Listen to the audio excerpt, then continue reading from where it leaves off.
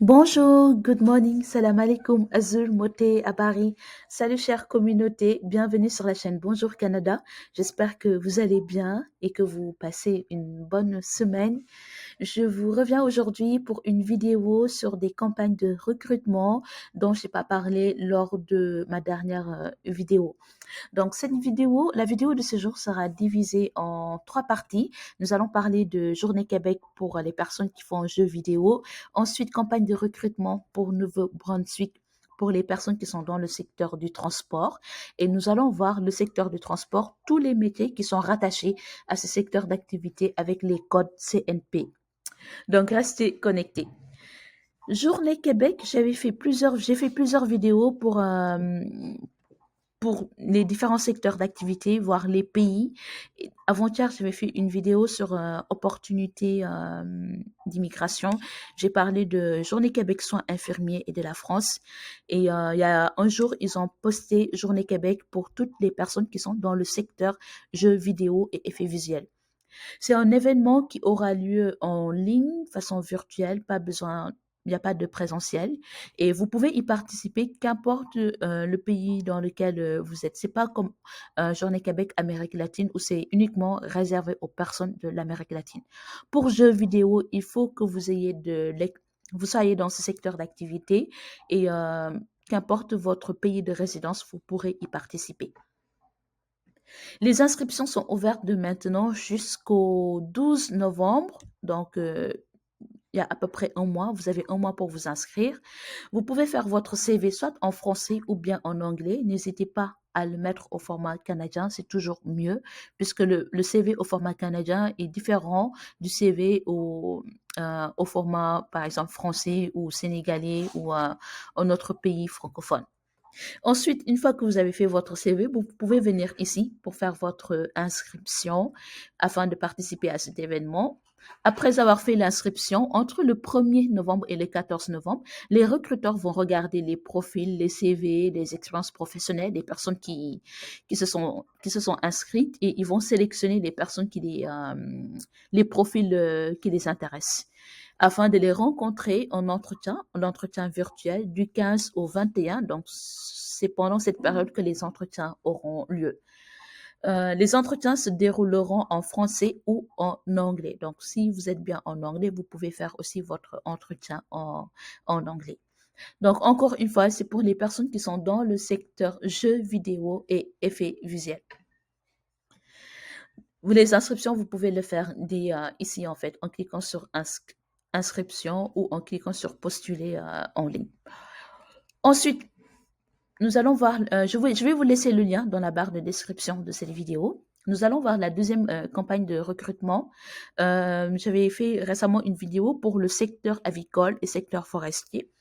Nouveau-Brunswick, qui est une province anglophone qui se situe à l'est du Canada, manque énormément d'employés. Donc, ils font énormément d'événements de recrutement internationaux afin de combler les postes manquants.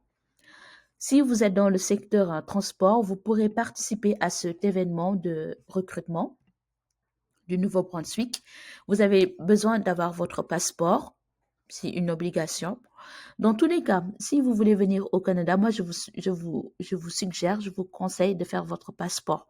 Parce qu'à chaque fois, on peut vous demander le numéro de votre passeport. En fait, même si vous n'avez pas encore déposé le visa, faites le passeport, vous ne perdez rien. Je pense que les frais ne sont pas énormes, en fait, d'un pays à un autre. Ça dépend, mais je pense que c'est pas énorme. Donc, c'est toujours conseillé de faire un passeport.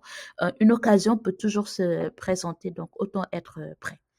Ensuite, vous aurez besoin du visa de votre pays actuel de résidence.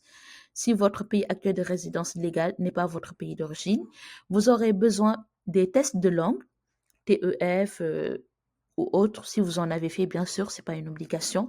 D'évaluation de vos diplômes, EDE, si vous en avez, de votre CV, c'est pas une obligation. Le CV de votre conjoint, si votre conjoint doit venir avec vous aussi, vous pouvez donner ça. Ensuite, il faut remplir votre prénom, votre nom, donner l'adresse courriel et vous pourrez mettre suivant et suivre la procédure pour bien candidater. Il est écrit dans le secteur transport.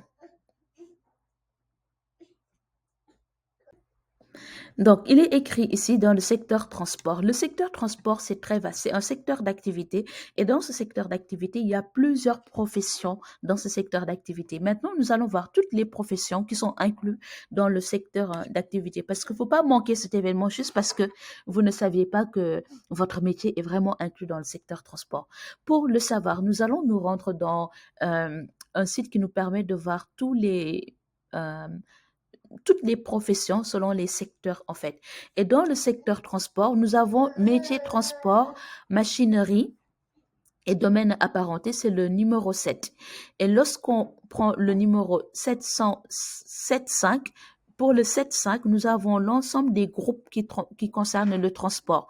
Par exemple, 7.5.1, c'est tous les conducteurs de camions de transport. 7.5.12, c'est les conducteurs d'autobus. 7.5.13, c'est les chauffeurs de taxi.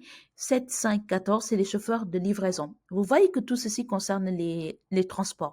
Donc, on va prendre le premier et ensuite vous pourrez faire le reste quand vous aurez fini de regarder la vidéo ou quand vous aurez du temps. Si on prend le 7.5.1, quels sont les métiers qui sont reliés au transport ayant le code CNP 751?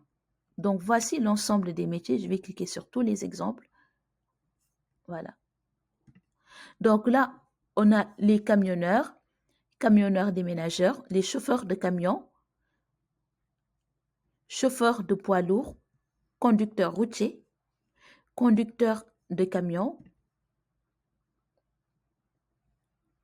Conducteurs de camions, il y a différents types de camions. N'hésitez pas à faire, n'hésitez pas à regarder pour voir les différents types de camions.